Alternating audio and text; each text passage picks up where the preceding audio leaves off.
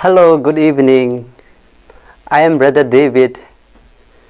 I am second year student of Theology in Parañaque. Now I am in Seminaryo named Don Bosco. I am from Myanmar.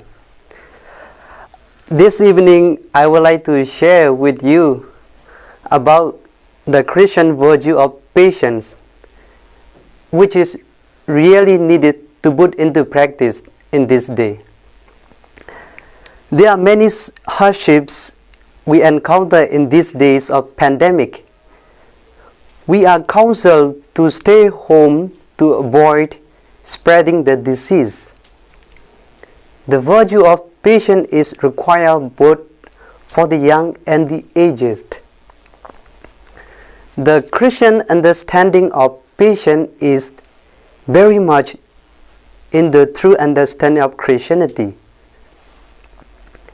Patience is based upon the firm belief that God is sovereign and that He, as God, is in complete control of how the world carries on developing.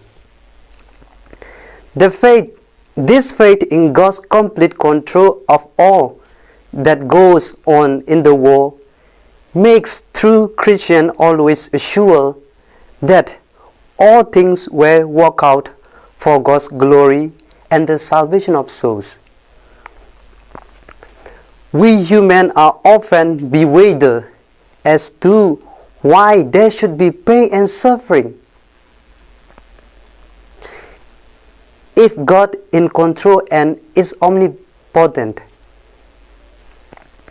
as children of God, we can always turn to God and beg Him to listen our pains and suffering.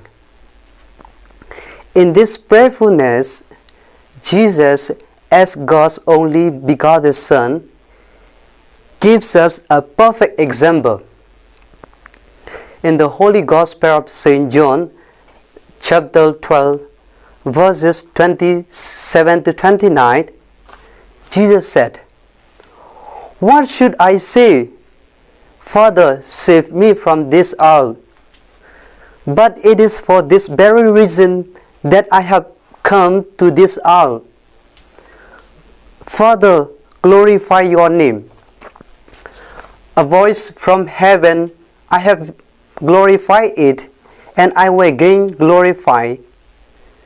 The crowd standing by, who heard this, said it was a clap thunder.